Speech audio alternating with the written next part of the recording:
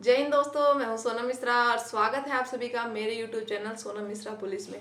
दोस्तों, मेरा फेस देख के और मेरे चेहरे की जो खुशी है उसको देख के आपको समझ में तो आ ही रहा होगा कि कोई गुड न्यूज़ आज मैं आपको बताने वाली हूं। दोस्तों, ये हमारे लिए बहुत बड़ी गुड न्यूज़ है। जैसे कि पिछले वीडियो में मैंने आपसे बोला था कि आपको बस दुआ करने की जरूरत है और आपकी दुआओं का इतना असर हुआ कि जो पिछले वीडियो में हमने आपको दुआ करने के लिए बोला था वो सपना, वो दुआ आपकी कबूल हो गई है और उसका रिजल्ट भी आ गया है।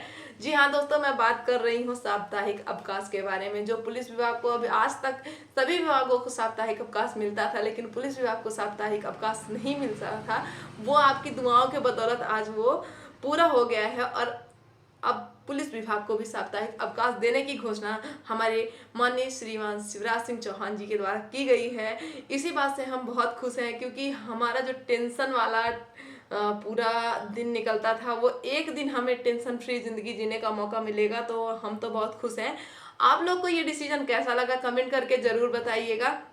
तो दोस्तों, अगर हम बात करें इस अचीवमेंट के बारे में या फिर इस ये जो घोषणा है इसके बारे में हम बात करें, इसके साथ साथ ही बहुत सारी और घोषणाएं मामा जी ने की हैं, तो उनके बारे में हम आपको डिटेल में बताएंगे। तो हम आपको डिटेल में बताएं उससे पहले अगर अभी तक आपने हमारे चैनल को सब्सक्राइब नहीं किया है तो चैनल को सब्सक्राइब कर लीजिए, वीडियो को लाइक कर दीजिए और बेल आइकन फटाफट प्रेस कर लीजिए।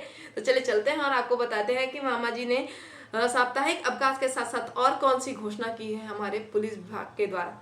तो दोस्तों, अपन उसमें आगे बढ़े उससे पहले मैं आपको एक सबसे बड़ी न्यूज जो है वो बता देती हूँ कि जो मध्य प्रदेश पुलिस है उसके अगर भत्ते की बात की जाए तो ये पूरे 46 साल कम नहीं होते, पूरे 46 साल बाद ये भत्ता बढ़ाया गया है, वो भी हमारे मामा जी के द्वारा। इसमें तो नो डाउट कि मामा जी ने लड़कियों के लिए कितना कुछ किया है। वो मध्य प्रदेश की बेटियों को निरंतर आगे बढ़ाने का, उनको सुदृढ़ करने का, उनको अपने कदमों में पैरों में खड़े होने के लिए उन्होंने बहुत सारी योजनाएं लाई हैं और बहुत सारे प्रयास किए हैं और लगातार उनके प्रयास जारी ही हैं। इसके लिए हम उनकी पूरी पूरी प्रशंसा करते हैं। तो इसके साथ साथ ही मामा जी ने और बहुत सारे अनाउंसमेंट किए हैं जो मैं आपको बता देती हूँ कि उन्होंने जो महिलाओं को और सुदृढ़ करने के लिए उन्होंने अब ये बोला है कि हर विभाग में 30% महिलाएं कंपलसरी हो गई हैं।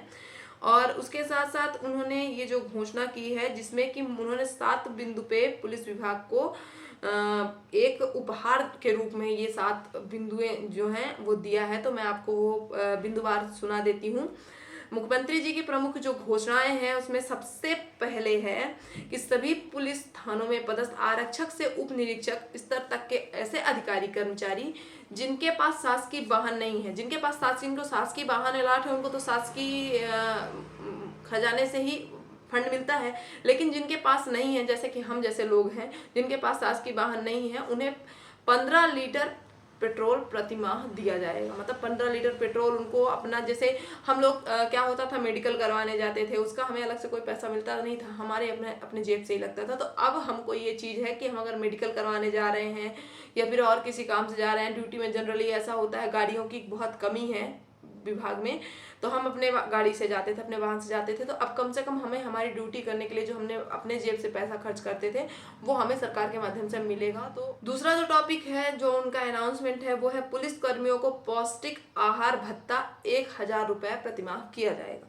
तो जो पौष्टिक भत्ता था वो पहले कम मिलता था, उसको 1000 रुपये बढ़ाने की बात की गई है, अनाउंसमेंट किया गया है। तीसरा जो पॉइंट है वो है आरक्षक एवं प्रधान आरक्षक का जो वर्दी भत्ता प्रतिमाह है वो 5000 रुपये किया जाएगा।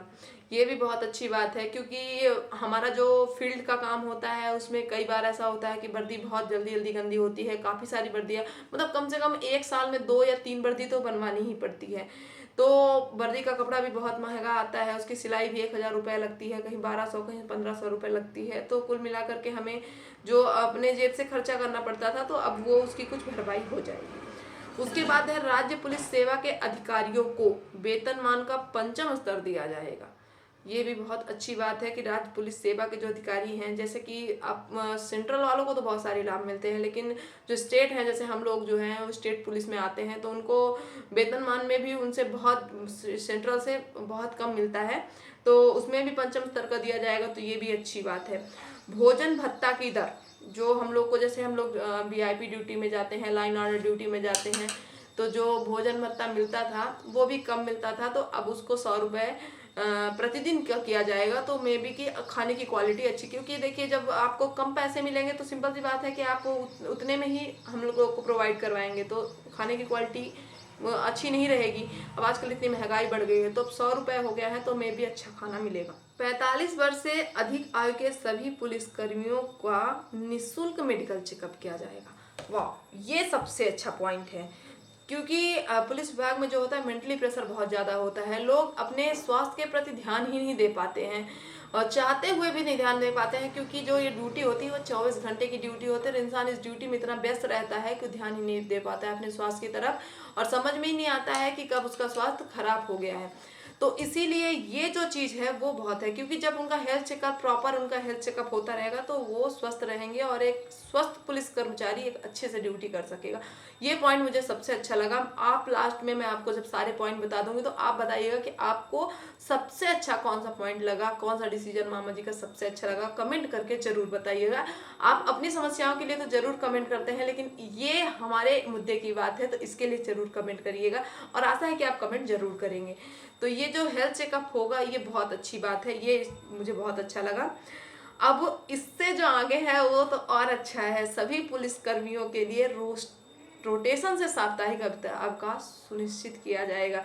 इस खबर को सुनने के बाद ना दिल को इतनी तसल्ली मिली है कि एक दिन हम कम से कम टेंशन फ्री जिंदगी जी सकेंगे, क्योंकि बहुत टेंशन रहता था, भाग भाग के नौकरी करना, खाना खा रहे हैं मेडिकल के लिए फ़ोन आ गया, खाना खा रहे हैं, सो रहे हैं, कुछ भी कर रहे हैं, ड्यूटी के लिए ऐसे भागना पड़ता है कि अब क्या बताएं। तो एक दिन हमें जो ये खुशी मिलेगी, मामा जी को इसको दिल से धन्यवाद करना चाहती हूँ मैं कि इतना अच्छा इन्होंने हमारे लिए किया है, ये जो एक दिन का अवकाश हमें मिलेगा।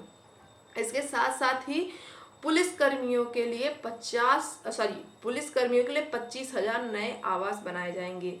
जी हाँ दोस्तों, ये भी बहुत अच्छी बात है। जनरली क्या होता है कि अपने ज़िले में तो पोस्टिंग मिलती नहीं है, ज़िले से बाहर ही पोस्टिंग मिलती है, तो ऐसे में फैमिली को बहुत ज़्यादा परेशान होना पड़ता है। तो ये जो नए आवास बनाने की योजना है तो इससे भी परिवारजनों को बहुत मदद मिलेगी, क्योंकि जब आप अपने ज़िले से बाहर चले जाते हैं तो वहाँ पे अब आप इजीली अपने फैमिली को अपने साथ में रख सकेंगे, आप ड्यूटी करने के साथ साथ अपना फ़र्ज भी निभा सकेंगे। तो टोटल ये 7 पॉइंट हैं और इनमें से सारे पॉइंट बहुत महत्वपूर्ण हैं हमारे लिए, और मामा जी ने हमारे लिए इतना अच्छा सोचा, उनको बिल्कुल हम जितना धन्यवाद करें वो भी कम होगा। तो दोस्तों ये थे 7 टॉपिक जो कि हाल ही में मामा जी ने अनाउंस किए हैं, और ये हमारे पुलिस विभाग के लिए उन्होंने इतना कुछ सोचा, ये बहुत अच्छी बात है हमारे लिए और बहुत खुशी की बात है। तो दोस्तों हमारी दुआ और आपकी दुआ कबूल हो गई, हमें भी साप्ताहिक अवकाश मिलने जा रहा है। देखिए कब से मिलता है, पहली बार जब मुझे साप्ताहिक अवकाश मिलेगा उस दिन मैं ब्लॉग जरूर बनाऊंगी और आपको जो मेरे खुशी होगी उस खुशी को आपके साथ में जाहिर करने की कोशिश करूंगी। आशा है कि मुझे उस दिन बहुत खुशी होगी, सभी पुलिस परिवार को बहुत खुशी होगी। किसी के पापा होंगे, किसी के भाई होंगे, किसी के बहन होंगे, किसी के पति होंगे, तो निश्चित ही है कि ये फैसला सबको ध्यान में रखते हुए है और सबको आज सेलिब्रेट करने का है। तो फटाफट एक दूसरे को मिठाई खिलाइए और खुश हो जाइए, क्योंकि आपके पापा को, आपके दीदी को, आपके भैया को, आपके पति को साप्ताहिक अवकाश मिलने जा रहा है। तो दोस्तों इस वीडियो में बस इतना ही, मिलते हैं अगले वीडियो में। तब तक के लिए जय हिंद, जय भारत, स्वस्थ रहिए, मस्त रहते और ऐसे ही दूसरों के लिए दुआएं करते रहिए, क्योंकि आप कर भला तो हो भला, दूसरों के लिए दुआएं करेंगे तो आपके भी दुआएं कबूल होगी और हो सकता है कोई आपके लिए भी दुआ करे। इसीलिए दुआ करते रहिए और लोगों की मदद करते रहिए।